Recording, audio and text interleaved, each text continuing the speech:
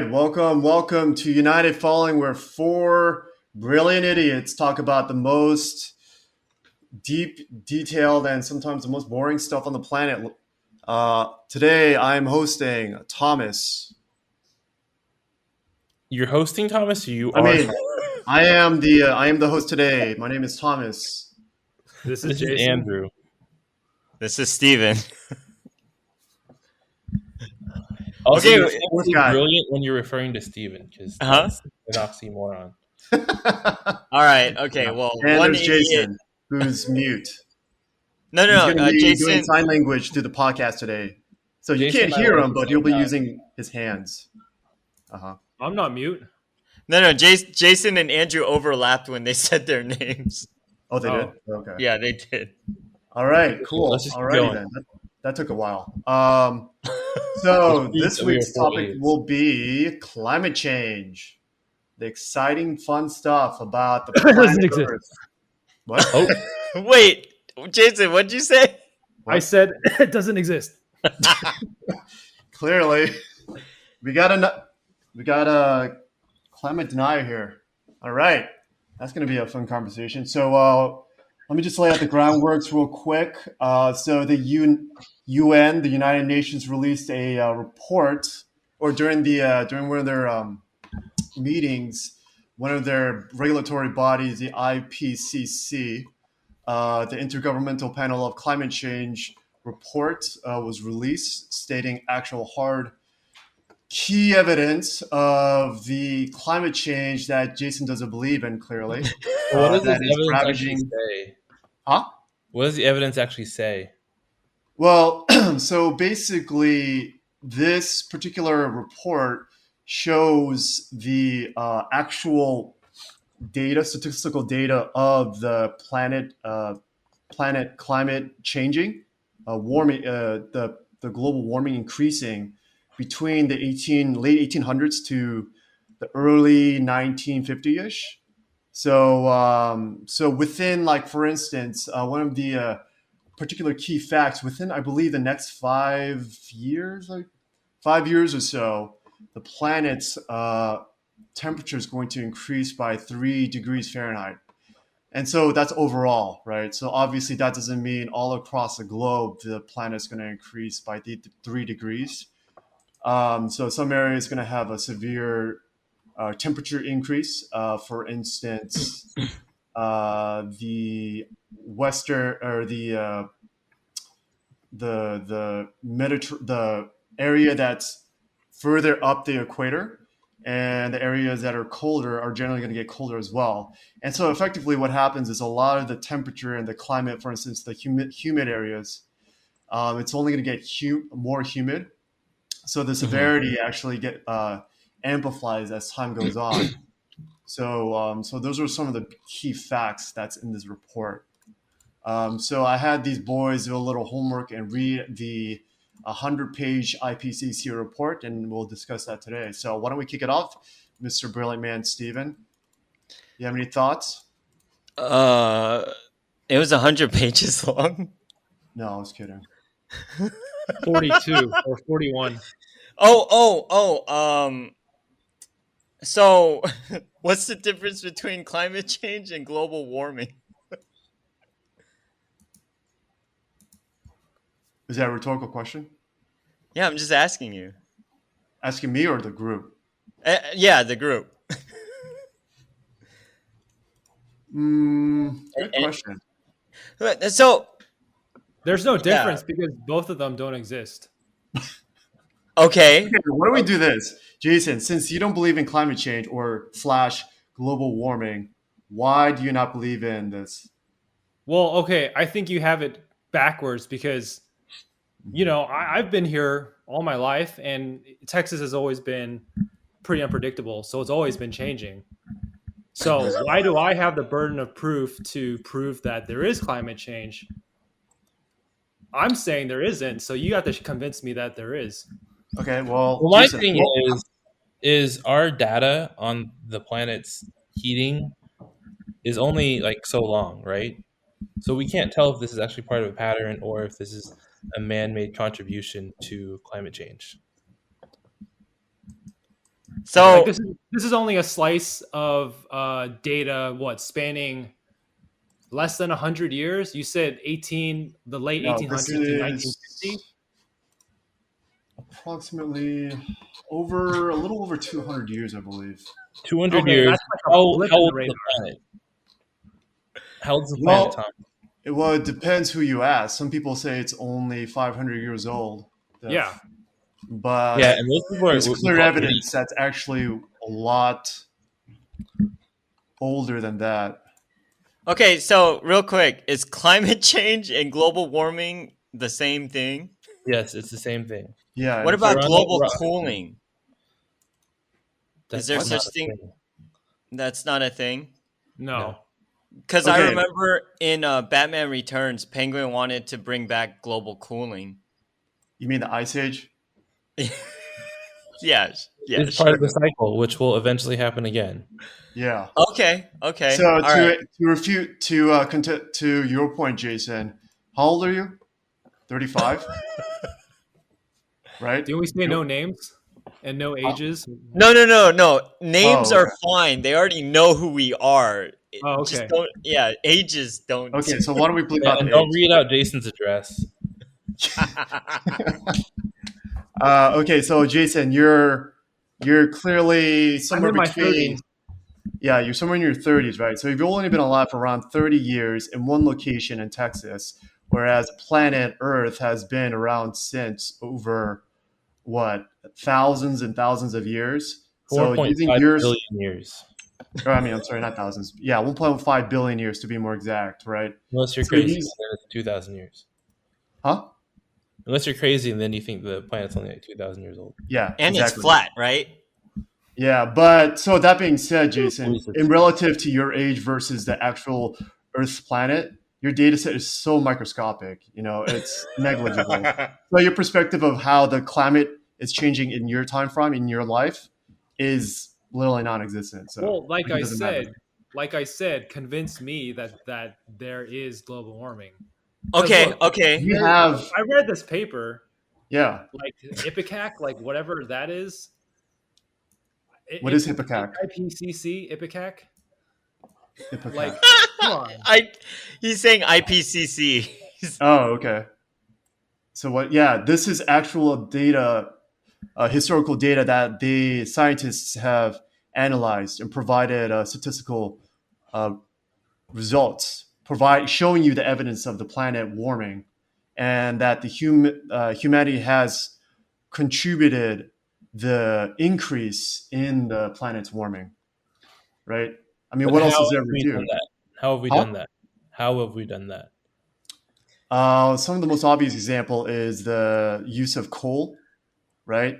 The coal, the carbon monoxide that's been polluting in the air since the Industrial Revolution in Europe, and then here in the U.S. in the Americas, and then now more recently with China, as they've rapidly expanded the civilization. So I mean, there's clear evidence that's been happening. So we have consensus also from these sovereign nations saying, yeah, all the output that the industries has been contributing into the atmosphere has increased the global warming. So that's one of the most obvious ones. And then also some of the more modern exhausts from carbon monoxides and other current outputs from the industries that were being released into the planet is opening up the ozone layer that actually effectively blocks out the UV rays, the sunlight's UV rays to protect us from the global planet from heating.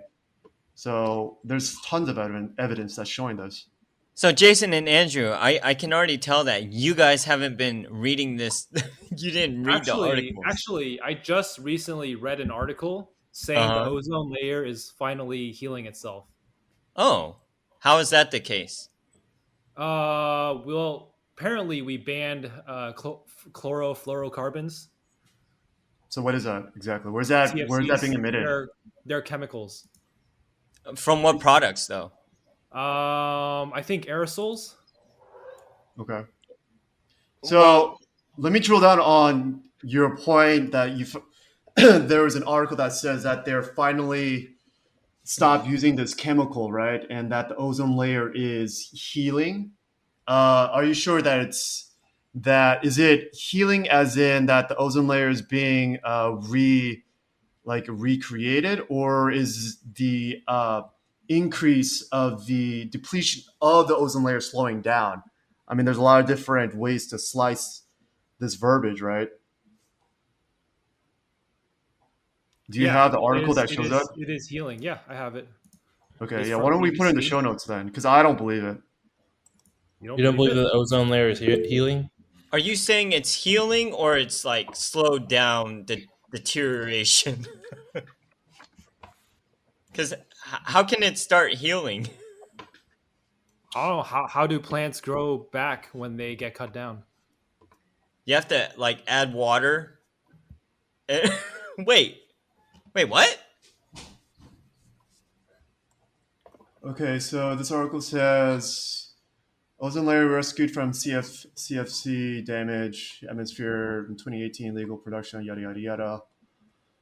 UV rays break down DNA, blah blah blah. First paper review, blah blah blah. 2018, blah blah blah blah. Dictation, spike, yada yada yada yada. So if you go back to the second to last paragraph, it says researchers say the recovery of the ozone layer is now back on track. So later this century, we should see the recovery of the ozone layer back to levels that we saw in 1980. Okay, yeah, So the recovery is implied. So it's Yeah, it's even implied. the Encyclopedia Britannica said so too. What? Britannica Can you said so send also. that too? What? Can you send that too? I mean, it's the same source information. I mean, I'm a little skeptical because I'm actually looking at the word. Obviously, the audience doesn't see this, but the sentence that Jason's referring to says researchers say the recovery of the ozone layer is now quote unquote back on track. Now, if you drill down, what does quote unquote back on track mean? If you read a little further, it does say that they expect the ozone layer to fully heal sometime between 2040 and 2070. Fully heal? I don't Where see it is that? I don't see it in the article, this article that I'm seeing, but I'm assuming that's in the Britannica article that you're reading, Andrew. The Encyclopedia Britannica, those things that you used to get in the mail. Yes, yeah, but I'm not reading that. I don't have. Oh, he just sent it. He just Read sent it. read the last sentence. Oh, okay. Now I'm clicking on the link because I'm reading Jason's BBC News article. Yeah, BBC, you can't trust the news, but you can trust the Encyclopedia Britannica. Who writes the Encyclopedia Britannica?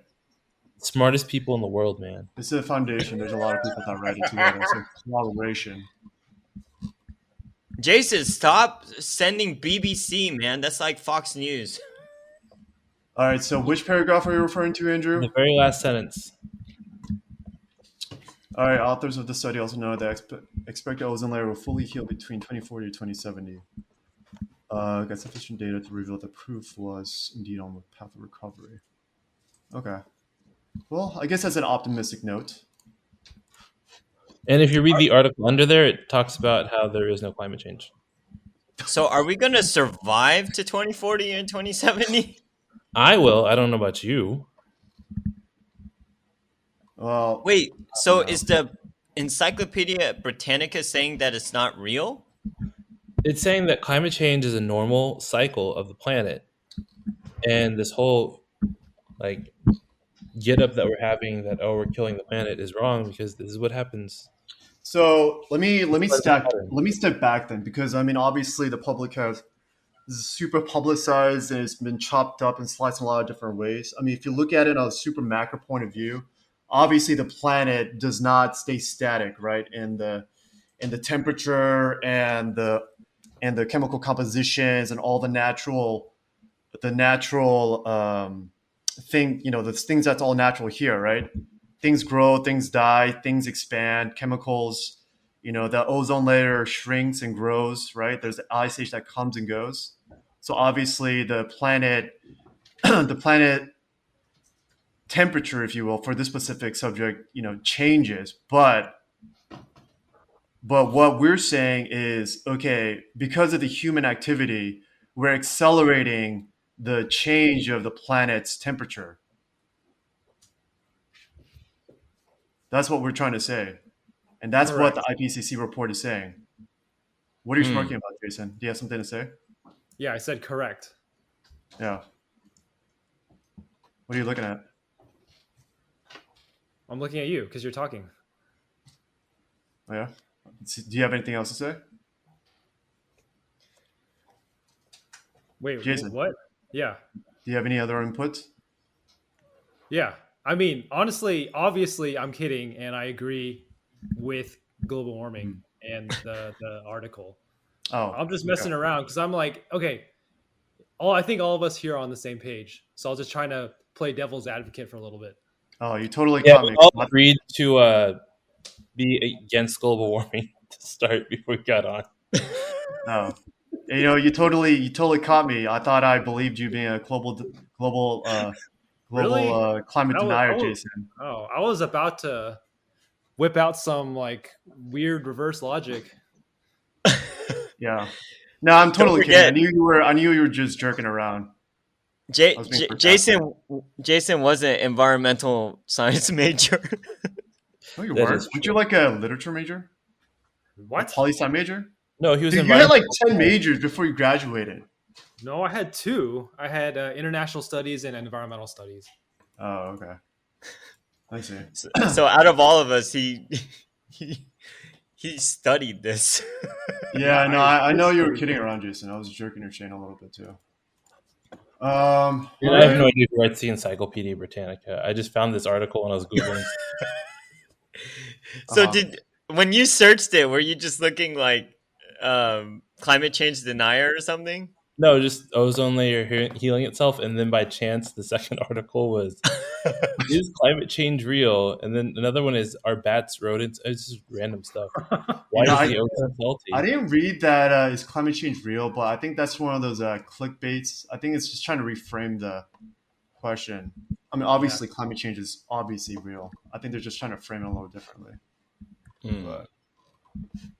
But, okay, So yeah, I mean, like I agree with everything. Like this whole article is basically summing up what everyone's been saying for the past decades in one place. But the sad thing is, I don't think it's going to make much of a difference. Oh yeah, Yeah. people aren't gonna believe this. Who reads articles? yeah, Because you Way too know, much information, and then like the people that you need to hear it are like they're not gonna believe it. yeah, I'm more on the skeptic side. The whole initiative, at least in the finance community, there's this thing called ESG. It's an acronym. E for environmental, S for social, and G for governance. And it has like a direct impact on helping the planet be better or have business practice be more environmental friendly on a very loose term. And effectively, what happens is, I think the whole thing is like nonsense. It's just garbage because effectively, what you're trying to do is trying to quantify a qualitative attribute, which is incredibly difficult to do. And you got to have the entire global businesses across the planet to all cooperate. And there's completely different agencies and different sovereign nations that have completely different rules, right? That won't follow this. And obviously, there needs to be like an economic incentive, a value proposition for the business community to do this. And the world's biggest investment management company in the world, BlackRock, with $1 trillion under assets in management. I mean, they're pushing the whole ESG movement. But the thing is, like, yeah, right now in this world, at this current moment in time, in this time frame of the economic cycle, there's super easy cash, super easy debt that everyone can buy. Everyone who has tons of money, right? All the businesses can get easy credit, super easy, has high value cash, right? Excess cash across the board. And the thing is, everyone's buying a lot of stuff. Everyone's investing a lot of stuff, a lot of CapEx, a lot of these good virtue signaling for these businesses to push and pull and praise this high ESG initiative. But when the economy turns, not only here in the US, but on a global cascading fall, the first thing that's going to go? ESG. No one's going to care about saving the planet because the cheapest source of energy right now, and it's still until the end of time, is fossil fuel, coal energy, and a couple of other dirty energy, quote unquote, that's used to to run the business, right? Because clean energy is really expensive. There's a premium price tag on that, right? A lot of businesses have to pay have to get subsidies from the governments, from the municipality, the state level, and the federal level. Okay, all those businesses that want to pull that, they have to get that. But when the economy turns, all the governments, they're going to pull that back, and all the businesses are going to use dirty energy to run their businesses. And when they're tight on credit, they're going to cut off all the easiest things to cut off, ESG like types of products and services. And the banks too, they're going to start pulling all their loans back for all those types of businesses. So the only way that this ESG initiative that's going to help bring the planet to cleaner energy and to actually turn this climate, to slow down this climate change, is to keep the economy and to keep the easy money flowing across the globe. And right now, there's way too much money, and there's way too much debt, and there's way too much what's the right word? Speculative betting and buying that's happening across the globe, that once liquidity dries up, the whole thing's going to come crashing down. So, yeah, I'm not very optimistic in this. So what do you think would be a solution then? What, right now? Like, how would you, all of those problems that you just said, I mean, to basically sum it up, the problem is people are greedy, right? Inherently, yeah, humanity, everyone's selfish. Yeah, so, but even at this point in time, probably the most ever, because of how connected we are, right?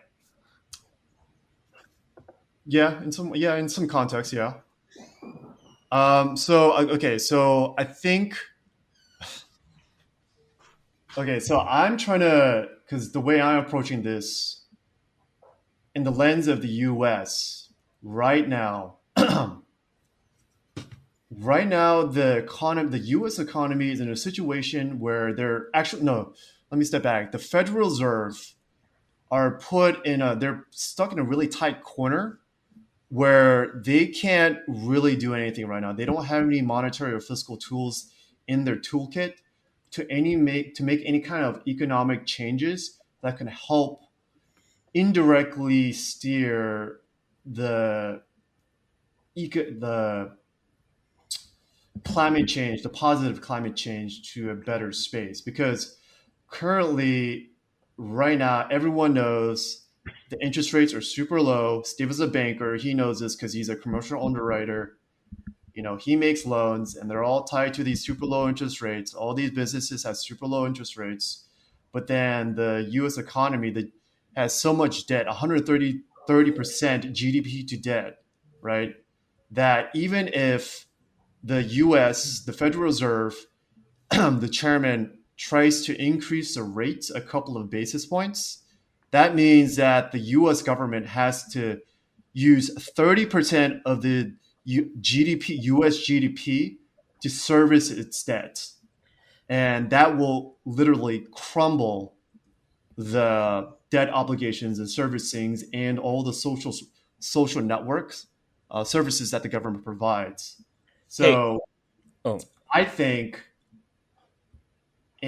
what the U.S. can do, buy Bitcoin. Yeah. Yeah. I mean, I agree with your point. I think it's the corporations. Yeah. Speaking of recycling, I think the onus of this whole climate change thing has been unfairly put on customers, like the average person, instead of corporations.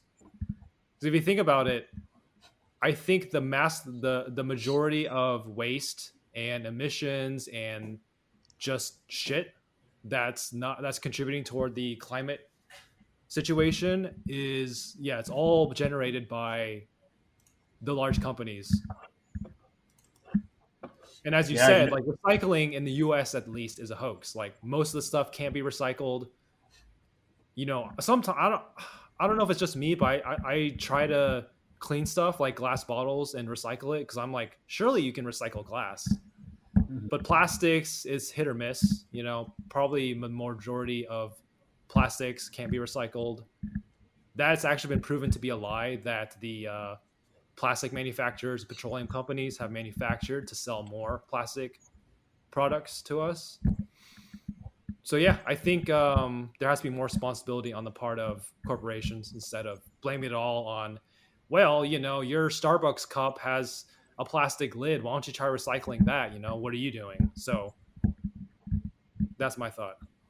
Yeah, no, I totally get it. I actually want to, just to dig deep even further, I think we could even go further and blame it.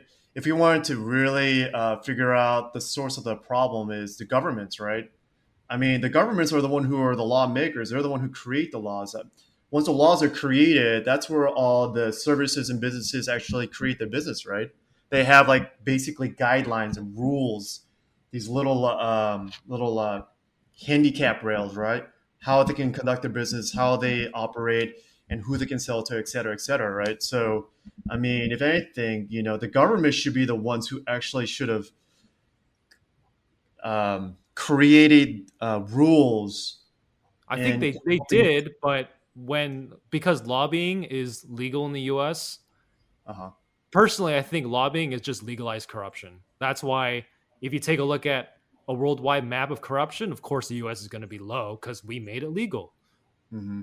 Like the government can make all the rules it wants, but with lobbying and all the money and how corporations just have a lot of power, they can just do whatever the hell they want. So it doesn't matter what the government does.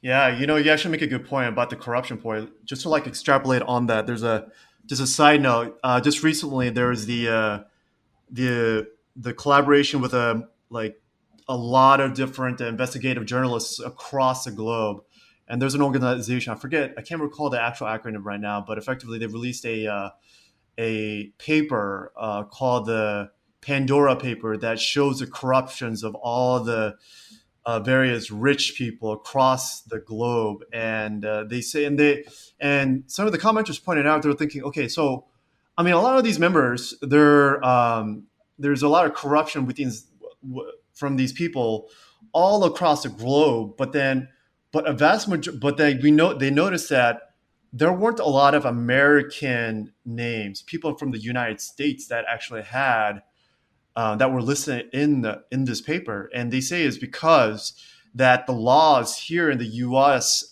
Effectively made a lot of the corruption legal, if you will, right? So, I mean, just to your point, like, Yeah, like political contributions, yeah, super PACs, fundraiser events. There's a yeah, million ways to move money and to basically get your own way if you have money in the US. yeah. So, what are we gonna do? Absolutely nothing. All The only right. thing that's going to happen is when the people in power, they're directly affected Mm-hmm. and they finally decide to do something about it. But by then, it might be too late. Who knows? Yeah, I'm on the side that it's already too late. I'm already expecting the planet to be pretty messed up. So by the time we would get old, or if we get old, um, a lot of the effects that I see. So once the global temperature actually starts accelerating on a much faster pace, what's going to happen is, people are railing about hyperinflation, inflationary is not transitory, the prices of everything in commodity prices is increasing. Wait until the planet starts warming up drastically. That's going to destroy a lot of the farmlands, a lot of the commodity producing land, the farmers produce it. It's going to be much more expensive, a lot less land, a lot more people to feed. And not only in the US, this is going to happen across the globe. So simple things like corn prices, soybean prices, it's going to accelerate dramatically. Therefore, by chain reaction, going to increase the prices of synthetic goods, because like plastic, yeah, it's environmentally bad, but the one of the chief derivatives of creating these plastics is actually, I believe, corn. So when corn becomes more expensive, this manufacturers who's trying to produce the plastic is going to be more expensive, and that's going to hit the bottom line. So therefore, the stuff that you and I that we're paying for is going to be astronomically more expensive. On Actually, top of no, that, because right now we subsidize corn so much that we're actually paying for the corn. So corn is not going to be an issue. Like we actually pay people for corn. Like Ah. we overproduce corn so much, it is ridiculous. Do we know how much is that in the And government budget? soybeans. Wait, what'd you say, Jason? And soybeans, right? But not as Yeah. much as corn. Pretty much, like we're paying farmers to make these things, but we have so much of it, we don't know what to do with it. Like that's why we're trying to ship soybeans to China so that they can make tofu out of it. Do we know how much we're paying for the corn and soybean? How much But, we're like, paying like the farmers in gov- America to produce it, I don't know, but it's a lot. Yeah, I know, because I'm thinking like, I mean, if we were to do like a thought experiment, right? So then, I mean, the government obviously has a purse. There's only so much they can allocate the money. So pretty So, much, then the corn would be more useful, and then therefore we could stop subsidizing all this crap, and then they well, could actually like make a living wage off of selling their own corn. okay. Well, I guess if that's the case, then that'd be good. So then that means the allocated fund could be used to help build maintain or maybe build new infrastructure for the U.S. because flooding, droughts, fire, all that's going to just amplify, right? Well, I mean, So, here's the thing: like, in all honesty, like global warming, like when it starts becoming a problem, the mhm. people in the United States are not going to notice for a very long time. You don't The think so? most widely affected places are going to be places where there's a bunch of Mhm. poor people. Uh-huh. Because poor people live on the outskirts of cities and towns and like really habitable places, and they're the ones that are going to feel the effects first. And you're going to So, see this huge humanitarian crisis. mhm. And as we've already seen in America, we don't care about humanitarian crises. I mean, look at our southern border. Like, we don't care. Yeah, Like unfortunately. Yeah. people in Afghanistan, like we're like, oh yeah, we should take these refugees in, and then a week later, like we don't care. Like it's become ridiculous in this country that we have really lost our heart We because only all we care care when about, it's Biden's fault or Trump's fault. That's the only time we care. Other than that, nope, doesn't exist. yeah. Yeah. So therefore, it's going to create this bifurcation, like a widening bifurcation of, you know, the Basically, it's going to be the rich versus the poor, and yeah, then eventually the poor are going to take over the rich because honestly, like yeah, there's only so much people can take, and then society's going to implode, hmm and hopefully Jesus will come, but probably not at that point, and we'll end Jesus up. is probably rich now. Wait, what? Jesus has been rich. Yeah, he's rich with Bitcoin. So here, I have a little bit more optimistic view because, like, Uh, as some land masses become less temperate okay. and less suited for growing food, I'm hmm hoping that more places will open up and become more temperate, like Greenland. hmm Like that's all frozen, and I'm sure there's nice land under there waiting to be unlocked. Same hmm thing with Siberia. I mean, that's a huge landmass just iced over. I'm sure there's some nice farmland under there. Canada hmm too. Yeah. So hopefully, there will be a balancing act. But hey, who knows? That, as Andrew said, I don't think it's going to happen that quickly. Yeah, It's probably going to take a few generations at least. generations. A few I hope so. generations. I'm more of on the pessimistic side, so I think it's something that we'll feel at towards the end of our life, the back end of our life. I mean, honestly, Yeah. the bet right now is that we're gonna find some way to cope with things by like changing the way we manufacture food and all this other stuff, which they're working on, and like we've reached the ability to actually offset some of this. hmm So, but the bet is that technology will save us, but technology can only go so far. So we'll see how long that bet is going to last. Would you guys eat bugs? I think I asked this before. Would you guys eat bugs to help Yes, with global warming? Yeah, yes. I would. What kind? I'll eat mealworms.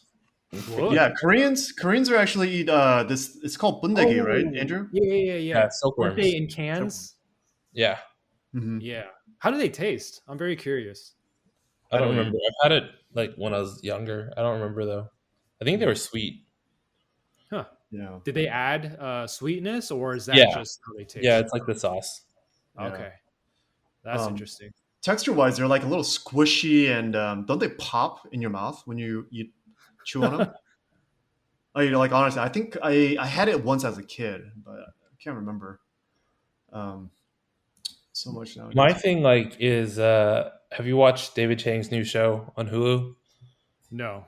He Oh, he goes to visit labs that create cultivated meat, which I uh-huh. think is the future. Okay, so that my problem with cultivated. You are you talking about like soy-based meat or? No, they're lab grown. Like they take cells from like a salmon or a chicken or a cow, and then Uh-huh. they grow them in the lab by just feeding them amino acids and proteins and all the things that they need. Oh, And so they're literally growing meat in a lab. And like yeah, he taste tested like chicken, and he's like, "This tastes like chicken," like because it literally is chicken. It's just chicken cells, yeah, yeah. but made in like a petri dish. So, so I don't know anything about, I don't know anything about those. So then the question is then, so what am I question is, okay, so how healthy is that then? Because like it seems like it's like synthetically made in a way. I mean, obviously the animal is organically grown, but it's fed nutrients that are not natural, not from from its environment, right? So, where do you think? Well, I mean, where do you think all of that is eventually going to come from?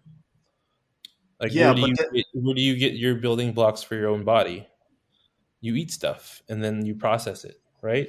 So basically, they can take things from other byproducts like plants and stuff, take out those amino acids that this animal would have used anyways, and then uh-huh. just put it into the petri dish so that it feeds off of that. Okay. Well, I mean, I'll probably have to look more into the research of that, but So I because mean, it's more humane because you're not killing anything, right? You're literally just growing something. But is it more environmentally so for red meat, of course, like growing a steak is probably a net positive for the environment, right? But for chicken, how's the impact? I'm very curious because Yeah. I So can't I I mean, can't imagine growing those in a lab is cheap yeah, either. it's not at a level where it's like cheap to do at this point in time, but it'll probably get there. Like the more research they do, Yeah. but like if they have the capability to do it now, think about it like in like 5 years from now, like what they'll be able to do. Yeah. if it's going to I be think I think we economic. should eat more seaweed as well. Yeah, seaweed's Cuz good. Like Asian people love seaweed and Oh yeah, I algae. could eat yeah. that stuff all the time. Yeah, What, the I fried eat stuff that from all day. Costco? The No, I fried don't. stuff. The Costco, I never had Yeah, it there. Costco has a the fried seaweed. That's pretty good. Oh, is that the one that you usually see at the Asian stores? Like it's like oh, you It's said like it's fried? crispy. It's just kim Yeah, Oh, okay. it's Yeah, I like mean, comes in strips, very thin strips. nori strips. Yeah. oh yeah, yeah. There's different kinds. Apparently there's a kind of kelp that tastes like steak. Wait, what? Really? That's Yeah, interesting. I want to yeah, try that. yeah. Me too. I just don't know. I forgot what it was called. Yeah. I think the problem is I think it has to be more of an attitude change on like a society level for people to actually consume, these seaweed based foods and these lab grown animals, right? Because Well, I mean, obviously, uh I huh, think like it's a lot more acceptable to eat seaweed now, yeah, right? Especially like with like people appreciating and liking Asian cultures more. yeah. Like, I mean, look at Squid Game. It's like the number one show like everywhere. That's Like almost a crazy, man. billion people have seen it. Yeah, that's insane. And like you would not think of that of like a non-English speaking show Uh huh. like 10 years ago. Yeah. Yeah, So yeah. instead of eating dalgona, they should have had seaweed then, right? Well, I mean, people already eat a ton of seaweed. That's why you see it in Costco. Like a lot of like non-Asian people eat it. You guys have a lot of seaweed stuff, Asian, or even let alone Asian products in your Costco's at your stores. Yeah. Oh, my theory is they tailor the selection to the clientele because the Yeah. Costco I go to is in a place with a lot of Asians. So if you Uh, go to a Costco in, I don't know, like Wyoming, I'm sure you'll see like really different things. So I don't know. hmm. I'm not sure if it's as popular as we think it is. Well, yeah. I mean, because I've been to different Costco's in different areas in my location within the city, and we have obviously a lot. and the types of products that I'm looking for in the one that's near me isn't at the same location, halfway across the other side of the city. But yeah, maybe it is tailored, and we're just have this, what do you call it, a bias towards these particular locations. I don't think so. I mean, because even like look at the rise of like poke shops. They're literally everywhere, Yeah, true. right? Or maybe Like, boba stores here in too. Houston, like they're not even in areas where there's a giant Asian population here in Houston, right? Yeah. Like Okay. all these different types, even sushi like has caught on to such a degree that people are familiar with what seaweed is. Yeah. Yeah. Because I mean, like every store now has sushi in it. That's You true. can go to any grocery Even- store and they have like little sushi Yeah. stand. Even gas stations have sushi. Yeah. Yeah, So, like that's I don't think it's an overestimation to think that Asian food and culture has really creeped into society. Yeah. to, Yeah, like, I'm a not very- too worried about stuff like that, but bugs and lab grown meat is probably going to face more of a challenge. I mean, honestly, as soon as you have like influential people embracing these things, it'll happen. Yeah, no, I think so too. Because if they had like Gordon Ramsay or the Gordon Ramsay equivalent of TikTok influencers, if they start like eating that stuff, I mean the kind of the power for them to convince their audience, well, I think it's going to be very beneficial. Like we're all sheep. Yeah, Honestly, we're all sheep. Like we Yeah, all I- find someone to follow. No, there's people out there who are like, "Wake up, sheeple!" Yeah, and guess what? They're sheep too. Yep, 'Cause this we look following blindly a different following. shepherd. All right, so let me just wrap things up. So after our discussion, we all agree that global warming is a thing. Wait, we And- did? Well, except for Steven. He doesn't believe in global warming. I don't either. It's fake. Oh, same with Jason. Only me and Andrea believe in global warming. And And, When will global cooling happen? or maybe it's just me. What? When will global cooling happen? Never. Yeah, that's fake. That's fake news, man. So, okay, I guess I'm the only one who actually believes in global warming. So this conversation was completely pointless, and in effect, I was just basically talking to myself, educating myself on this topic. So with that, I will end it on this note. United Falling. Peace out. Later. Later. See ya. Bye. Jason, you gonna say bye? Peace.